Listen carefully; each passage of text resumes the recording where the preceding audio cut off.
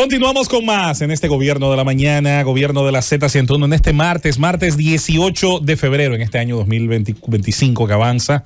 Ya iniciamos, por increíble que parezca, la recta final de este segundo mes del año. Así de rápido van las cosas y así de rápido va el mundo también en los temas internacionales. Nos vamos de inmediato y saludamos la participación de nuestro compañero Rosendo Tavares Villalobos. Gracias, José Luis Mendoza y Cervantes. Al que hoy voy a interrumpir mucho. Querido y distinguido coordinador del Gobierno de la Mañana, saludos para toda la gerencia de esta Z101, saludos para todo el equipo del Gobierno de la Mañana, el saludo para todo el país. El transporte aéreo sigue confrontando dificultades. Otra vez, una aeronave envuelta en un accidente. Los últimos meses han sido difíciles para el negocio del transporte aéreo. El hemisferio norte, Estados Unidos, Canadá, ha estado afectado en los últimos días, las últimas semanas, por una tempestad bastante importante. Ya se habla de más de 11 muertes, más de 10, 11 muertes, producto de la situación del tiempo en Estados Unidos. Pero Canadá no está tampoco al margen de esa situación. Ayer un avión de Delta Airlines procedente de Minneapolis trataba de aterrizar en el aeropuerto Pearson, que es el que sirve a Toronto, la capital de Ontario, en el Canadá. Había un mal tiempo, nieve y sobre todo unos vientos que, de acuerdo a los reportes que le dieron los controladores aéreos a los pilotos, sobrepasaba los 63 kilómetros por hora. Aún así, los pilotos intentaron el aterrizaje y el avión, hay accidentes de que el avión resbala, se sale de la pista. Pasa con más frecuencia de lo que la gente se imagina y no sale en los medios. Se sale de la pista. Lo extraño de este accidente es que el avión no solo resbaló y se salió de la pista, sino que se volcó. Quedó boca abajo. Y quedó, como dice uno, con las 4 gomas para arriba. Afortunadamente las 80 personas a bordo, los 80 pasajeros sobrevivieron. Algunos heridos, se habla de hasta 18 heridos, 3 de gravedad. Uno de los pasajeros narró que quedaron colgando como murciélagos en el avión. Y eso demuestra la importancia del cinturón de seguridad. La nave se accidentó, ocurrió esa situación bastante particular, el vuelco total de la aeronave. En momentos como ese, Rosendo, pero los cinturones salvaron a los cinturones y el hecho de que la gente obedezca a la tripulación cuando siempre le ordenan cerrar el compartimento superior. Ese compartimento que cierra de una forma muy fuerte, el sonido incluso uno puede recordarlo. Si queda mal abierto en una situación como esa, lo que tiende a herir o matar a un pasajero es el peso precisamente de las maletas que caen de arriba sobre el cuello, y eso ha sido generalmente clave para que las cantidades de heridos o de víctimas fatales sean las menores en estos casos. Entonces este es el último acontecimiento de ese tipo. Hay que recordar que la semana pasada, hace 2 semanas, un avión de American Airlines chocó con un helicóptero del ejército de los Estados Unidos en Washington, y ahí sí que no hubo sobrevivientes.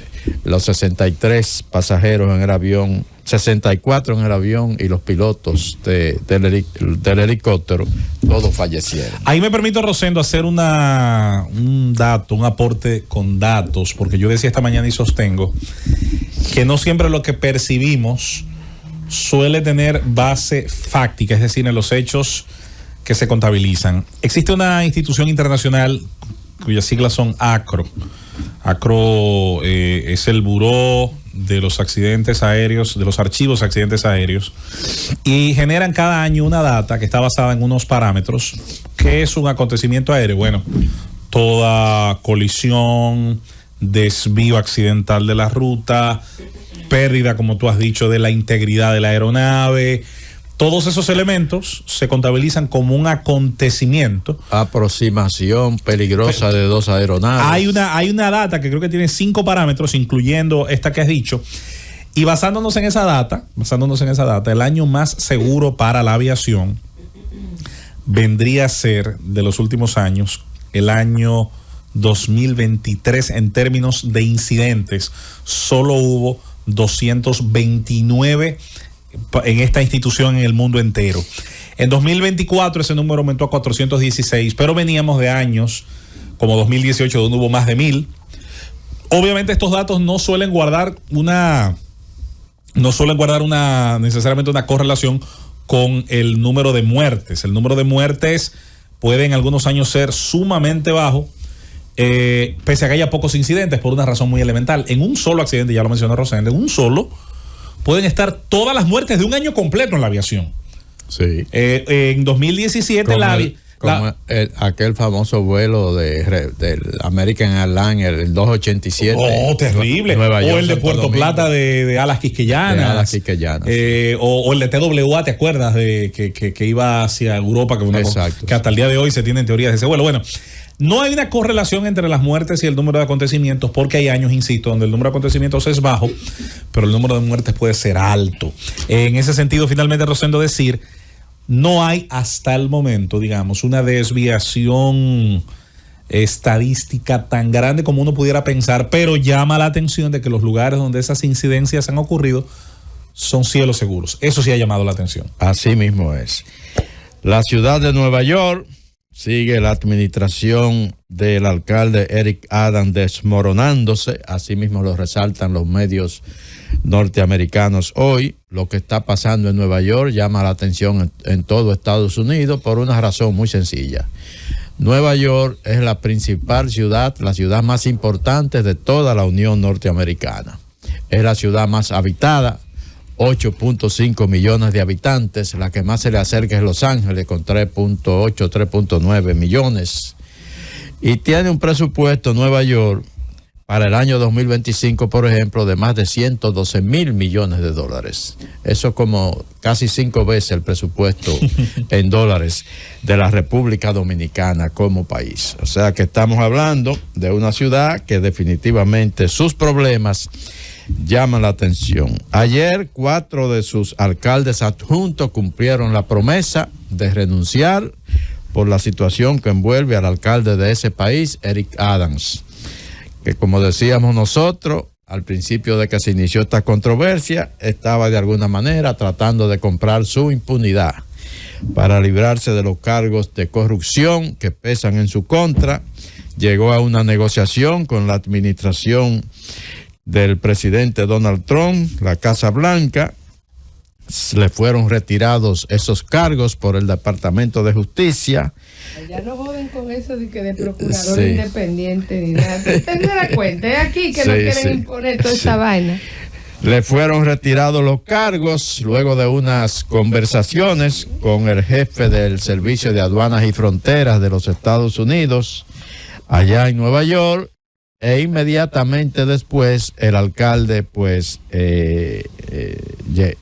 autorizó que los agentes del Departamento de Migración ingresaran, por ejemplo, a la cárcel de Rikers Island, la más importante en la ciudad de Nueva York, para tratar de localizar allí a potenciales reclusos pasibles de ser deportados por ser extranjeros y por haber cometido crímenes en los Estados Unidos. Lógicamente, estos acuerdos del alcalde y el propósito principal de su decisión de pactar su impunidad, básicamente, ha desatado una situación que la gobernadora del estado de Nueva York, la señora Kathy Hochul, aunque ha tratado de manejar la situación argumentando, porque hay una solicitud permanente para que el alcalde renuncie, ya prácticamente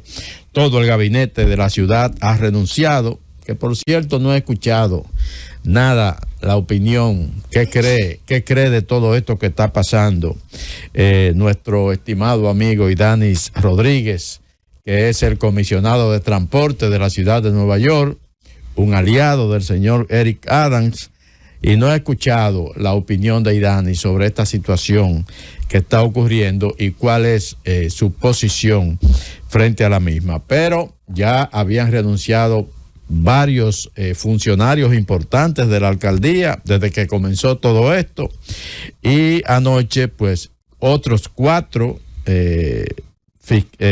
alcaldes adjuntos presentaron su renuncia al alcalde Eric Adams. Dicen ellos que disgustados por una situación que definitivamente se hace intolerable. Esa es la situación ahí en Nueva York. Renunciaron María Torres Springer, Annie Williams, Mira Yoshi y Chancey Parker, comisionados adjuntos del alcalde. La gobernadora, que se había mantenido bastante conservadora con respecto al tema, ya ayer comenzó a expresarse de manera un poco ya más contundente sobre la situación. Dice la gobernadora que se reunirá hoy, martes, con líderes claves de la ciudad y del estado para discutir el camino a seguir en el caso del alcalde Eric Adams, y dice ella que sobre todo para garantizar la estabilidad de la ciudad de Nueva York. En los 235 años de historia del estado de Nueva York, nunca se han utilizado estos poderes, los poderes que tiene ella para destituir al alcalde. Nunca se han utilizado estos poderes para destituir a un alcalde debidamente electo. Revocar la voluntad de los votantes es una medida seria que no debe tomarse a la ligera. Dicho esto, agregó Kathy Hochul, la gobernadora, la presunta conducta del ayuntamiento que se ha denunciado es preocupante y no puede ignorarse. Y por eso van a iniciarse hoy conversaciones sobre el destino de la ciudad. Nueva York, la ciudad está convulsionada prácticamente. Rosendo, sí. Y en el peor escenario posible, porque siempre hay que pensar en el peor escenario posible, de que de alguna manera se revocara el mandato de Adams. La situación electoral no terminó tan buena como los demócratas hubieran querido en la ciudad. Ellos ganaron la mayoría de los puestos, pero no los ganaron con las ventajas de otros años. ¿Qué pudiera ocurrir? Yo sé que los análisis pueden ser muy disímiles.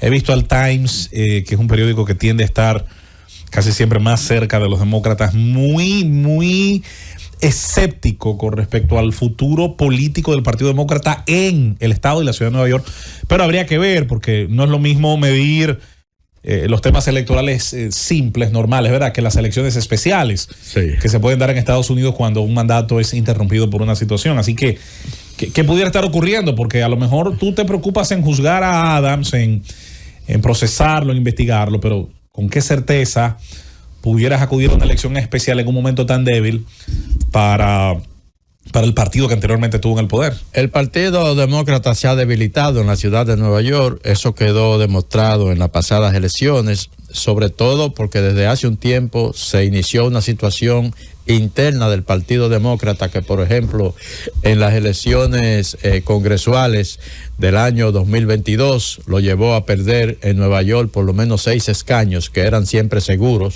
y producto de esas diferencias entre los liderazgos del partido se perdieron esos 6 escaños, que ahora en la última elección recuperaron algunos, pero de todas maneras quedó demostrado que el Partido Republicano ha ganado terreno en Nueva York, aunque el Partido Demócrata continúa siendo el de la preferencia, porque Nueva York es un estado azul. Sí, sí. Pero Donald Trump en el voto popular en Nueva York sacó más votos que en la elección pasada, y también en el aspecto del Congreso le fue bien a los republicanos. Ahora, si se convoca a una elección para sustituir a Eric Adams, yo creo que todavía el Partido Demócrata con un candidato más o menos puede ganar esas elecciones, porque Nueva York continúa siendo un estado azul, y sobre todo la ciudad de Nueva York continúa siendo un eslabón o un bastión del Partido Demócrata. Si se convocara unas elecciones especiales, yo creo, José Luis, que todavía, pese a todo lo que está ocurriendo, los demócratas podían ganarla. Ahora, Eric Adams, el futuro de él, yo lo veo ya más, él es un un alcalde electo en la boleta demócrata en las elecciones del 22, pero ahora mismo yo lo veo a él ya como si se presentara, por ejemplo, otra vez, lo haría en la boleta del Partido Republicano, porque ya lo veo más del lado republicano que del lado demócrata, y eso queda establecido en estas últimas negociaciones en las que él se ha visto envuelto y que son los que lo han llevado a esta situación de que tiene a Nueva York prácticamente sumido en el caos. La guerra en Ucrania. Ayer Donald Trump tiene a Europa rápida, la tiene confundida, porque definitivamente su promesa de campaña de que él iba a liderar negociaciones para terminar con la guerra en Ucrania no se ha cumplido el pronóstico que él hizo de que terminaría con esa guerra en su primer día en la Casa Blanca. Ya ha pasado casi un mes y no lo ha logrado, pero la verdad es que está ahora mismo presionando. Y yo no diría que va a terminar con la guerra y con un alto al fuego unilateral como él se lo está proponiendo entre él y Vladimir Putin, sin contar ni siquiera con la participación de Europa ni de la misma Ucrania. Yo no creo que eso se va a materializar de esa manera, pero la verdad es que sí está presionando un escenario en lo que probablemente estemos en la próxima semana observando una situación de negociación para llegar a un alto al fuego en Ucrania. Ayer se reunieron y hoy delegaciones tanto de Estados Unidos como de Rusia en Riad, capital de Arabia Saudita.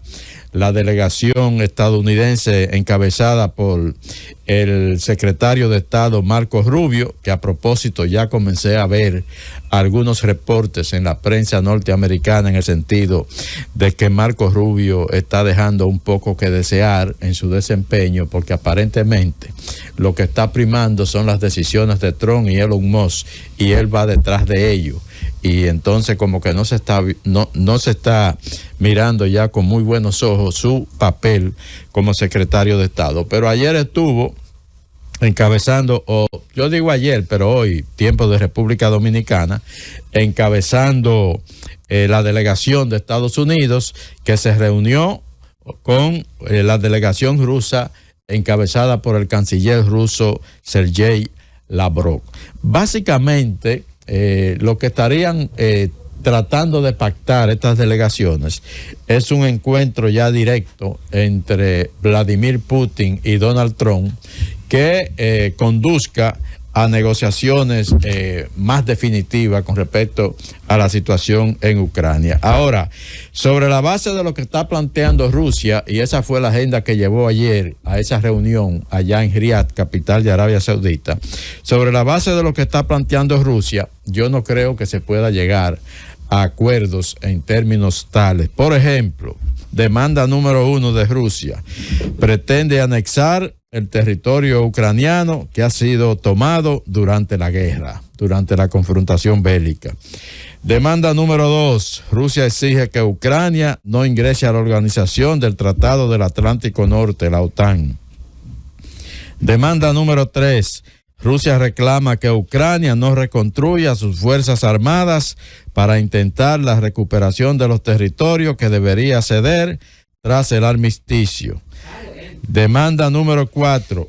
Rusia quiere acordar un cese al fuego y a continuación que haya elecciones en Ucrania para determinar con quién firmará el fin de las hostilidades, pues Putin no le reconoce legitimidad democrática a Volodymyr Zelensky y definitivamente alega que su mandato Ucrania debería exigir lo mismo en Rusia. Ya venció. Esas son las 4 condiciones de Rusia, que por cierto Estados Unidos y Donald Trump están de acuerdo en que Ucrania ceda territorio y en que Ucrania desista de su intención de ingresar al Tratado del Atlántico Norte. Sobre esas condiciones, yo dudo mucho que se llegue a un acuerdo realmente de paz, de cese al fuego. Volodymyr Zelensky dejó claro ayer que no acepta ese tipo de conversación, que no apoyaría ningún cese al fuego ni acuerdos que se haya pactado sin la presencia, sin la participación de Ucrania.